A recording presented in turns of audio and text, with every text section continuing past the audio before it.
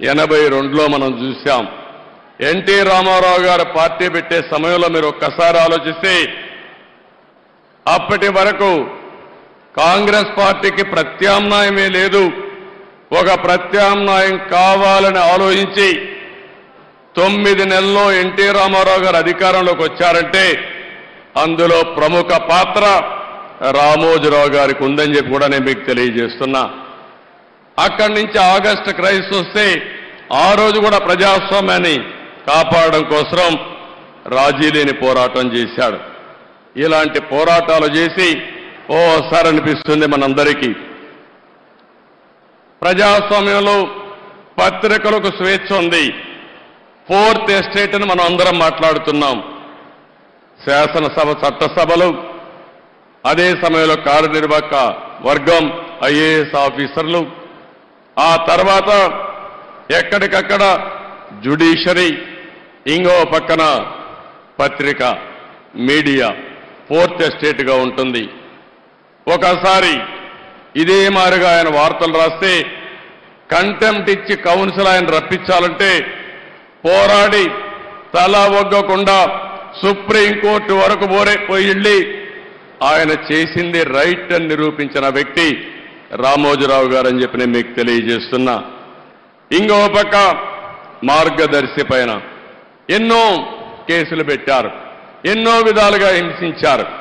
కానీ ఆయన జీవితంలో నేను చూసింది ఒకే మాట అన్నాడు, నేను సంపాదించిన ఆస్తులివి, నేను ప్రజల కోసం పోరాడుతున్నాను, అవసరమైతే ప్రతి ఒక్క ఆస్తి పోయినా నేను రాజీ పడనని చెప్పి పోరాడిన వ్యక్తి రామోజీరావు గారు అని చెప్పి నేను మీకు తెలియజేస్తున్నా.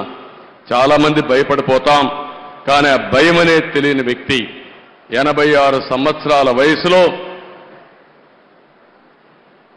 బెడ్ మీద నుంచి ఎక్కడికక్కడ ప్రజలకు న్యాయం జరగాలని ముందుకు వచ్చిన వ్యక్తి అని చెప్పి నేను మీకు తెలియజేస్తున్నా. నేను ఆయన చూసి నేర్చుకునేది ఒకటే, ఆ రోజు హైదరాబాద్లో నేను ముఖ్యమంత్రి అయినప్పుడు వినూత్నమైన విధంగా సైబరాబాద్ డెవలప్ చేయడం, అనేక కార్యక్రమాలు చేశాను. ఆ రోజు ఆయన పూర్తిగా ఆలోచనలన్నీ భాగం పంచుకుని ఈరోజు హైదరాబాద్లో జరిగిన అభివృద్ధిలో ఆయన ఆలోచనలున్నాయి, ఆయన స్ఫూర్తి ఉంది. ఆ తర్వాత అమరావతి వచ్చినప్పుడు నేను ఏ పేరు పెట్టాలని ఆలోచించినప్పుడు ఆయన ఒక రీసెర్చ్ చేసి మీరు ఏ పేరంటే ఆ పేరు పెడితే కరెక్ట్గా రాదు, అమరావతిని పేరు పెట్టండి, దీనికి జస్టిఫికేషన్ ఇదని చెప్పి నాకు ఒక రీసెర్చ్ చేసి రీసెర్చ్ పేపర్ పంపించిన వ్యక్తి రామోజీరావు గారు అని చెప్పి నేను మీకు తెలియజేస్తున్నా.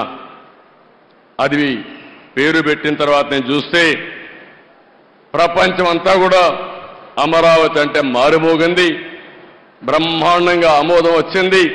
నాకే ఆశ్చర్యం వేసింది. అలాంటి 100% ప్రజలు ఆమోదించిన నగరం మన అమరావతి. 5 సంవత్సరాలు ఇబ్బంది పడింది, కానీ ఏమాత్రం అనుమానం లేదు, మళ్ళీ అమరావతి దశ దిశ మారుతుంది. ఈ అమరావతి నగరం తెలుగు జాతి ఉజ్వల భవిష్యత్తుకు నాంది పలుకుతుందని చెప్పి కూడా నేను మీకు తెలియజేస్తున్నాను. అలాంటి సందర్భాలు చాలా ఉన్నాయి రామోజీరావు గారితో. ఆయన అందరికీ సజెషన్స్ ఇస్తారు. ఎవరో ఆయన దగ్గర పోయి ఆయన ఎవరిని పిలవడు. నేను చూసింది ఆయన జీవితంలో ఎవరు రావాలని కోరుకోడు, కానీ ఎవరైనా వస్తే తగిన గౌరవం ఇవ్వడం, ఫ్రాంక్గా ఆయనకు తోచిన అభిప్రాయాలు చెప్పడం ఆయనకు అలవాటు. ఇంకొక పక్కన పేపర్లో మీరు చూస్తారు, కొన్ని పేపర్లు వేరే పార్టీలు ఉంటే వార్తలు వేయరు, కానీ రామోజీరావు గారు మాత్రం ప్రతి ఒక్క పార్టీకి ప్రతి ఒక్క నాయకుడికి వారి సంఖ్యాబలాన్ని బట్టి ప్రజాస్వామ్య విలువలకు గౌరవించి కవరేజ్ వరకు ఎక్కడా తప్పు చేయడు. ఆయన అభిప్రాయాలుంటే ఎడిటోరియల్ పేజీలో చెప్తాడు తప్ప, లేకపోతే ఎప్పుడన్నా అవసరమైతే ఇది తప్పని ఎండగడతాడు తప్ప అవతల వ్యక్తులు చెప్పిన విషయాల్ని ఎక్కడా కట్ చేసిన సందర్భాలు లేవు. అలాంటి వ్యక్తి నా జీవితంలో నా మీద ఎన్నో వార్తలు రాస్తే ఒక్కరోజు కూడా ఒకే మాట అన్నారు, మీరు రాజకీయాల్లో ఉన్నారు, నేను ఈరోజు పత్రికా రంగంలో ఉన్నాను. మన ఇద్దరం కలిసినా, మీరు ఎన్నిసార్లు కలిసినా నా స్వేచ్ఛకు భంగం రాకూడదు, మీ స్వేచ్ఛకు కూడా భంగం కలిగించను. నేను మిమ్మల్ని ఏమి అడగను, నన్ను మీరేమి అడగద్దని చెప్పి 40 సంవత్సరాలు నమ్మిన సిద్ధాంతం కోసం పనిచేసిన వ్యక్తి రామోజీరావు గారని చెప్పి కూడా నేను మీకు తెలియజేస్తున్నా. అలాంటి మహనీయుడు, రాష్ట్రం కోసం పాటుపడిన వ్యక్తి, విలువల కోసం ప్రతిరోజు పనిచేసిన వ్యక్తి. ఓసారి అనిపిస్తుంది అందరం కోరుకుంటే కూడా రాదేమో, కానీ ఆయన ఒకటే కోరుకున్నాడు, నేను పని చేస్తూ చనిపోవాలని ఆయన కోరిక. అదే చివరి రోజుల్లో జరిగిందని చెప్పి కూడా నేను మీకు తెలియజేస్తున్నా. నిరంతరం పనిచేయాలనేది ఆయన ఆలోచన. మనం చాలామంది ఉంటాం, చాలామంది ఆలోచిస్తాం, కానీ కొంతమంది ఆ విధంగా ఆలోచించగలుగుతారు. కడాన ఆయన చనిపోవడం తథ్యం. చనిపోయేటప్పుడు ఏ విధంగా చేయాలనో కూడా చెప్పి, ఆయన ఎక్కడ అంత్యక్రియలు చేయాలనో చెప్పిన వ్యక్తి, దానికి అరేంజ్ చేసిన వ్యక్తి. ఆయన ఒకటే చెప్పాడు, నేను చనిపోవడం తథ్యం, నేను చనిపోయిన తర్వాత కూడా రామోజీరావు గారు ఏం చేశారో ప్రజలు గుర్తించే విధంగా స్ఫూర్తిదాయకమైన జీవితం చేయాలనేది రామోజీరావు గారి ఆకాంక్ష. ఆ ఆకాంక్ష నెరవేరిందని చెప్పి కూడా నేను మీకు తెలియజేస్తున్నా. ఆయనకు తెలుగు భాష అంటే ఎనలేని అభిమానం, తెలుగు జాతి అంటే ఎనలేని ఆప్యాయత. ఎప్పుడు కూడా తెలుగు జాతి బాగుండాలని, భారతదేశం బాగుండాలని, విలువలతో కూడిన సమాజం ఉండాలని నిరంతరం కోరుకున్న వ్యక్తి రామోజీరావు గారు.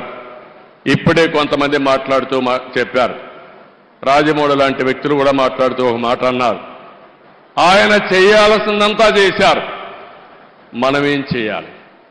ఈ సందర్భంగా ఆంధ్రప్రదేశ్లో ఉండే, తెలంగాణలో ఉండే తెలుగు వారందరికీ విజ్ఞప్తి చేస్తున్నా, మనం కోరుకునేది తెలుగు జాతికి ఆయన చేసిన సేవల కోసం ఈ వ్యవస్థ చిరస్థాయిగా ఉండాల్సిన అవసరం ఉంది.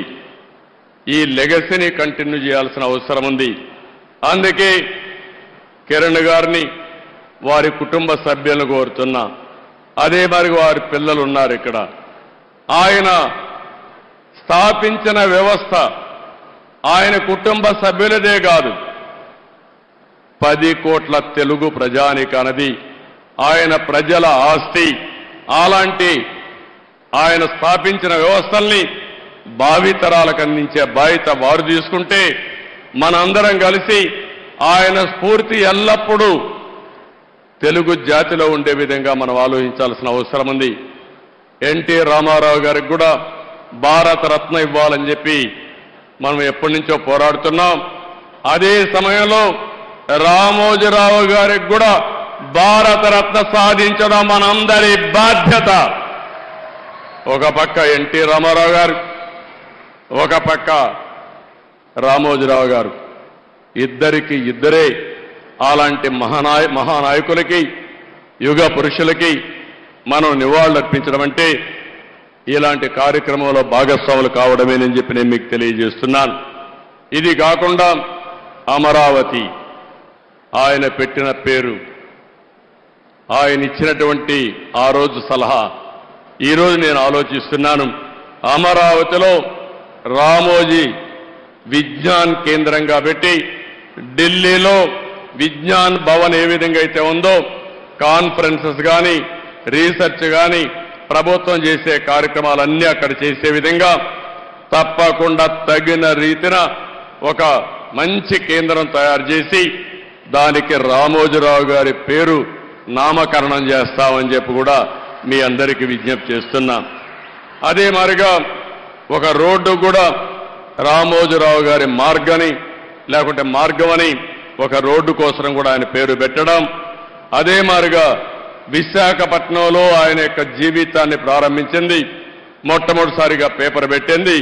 అందుకే విశాఖపట్నంలో చిత్ర నగరి అని ఒక పేరు పెట్టి సినిమా షూటింగ్లు చేయడం కోసం ఇప్పుడే మిత్రుడు పవన్ కళ్యాణ్ గారితో మాట్లాడా.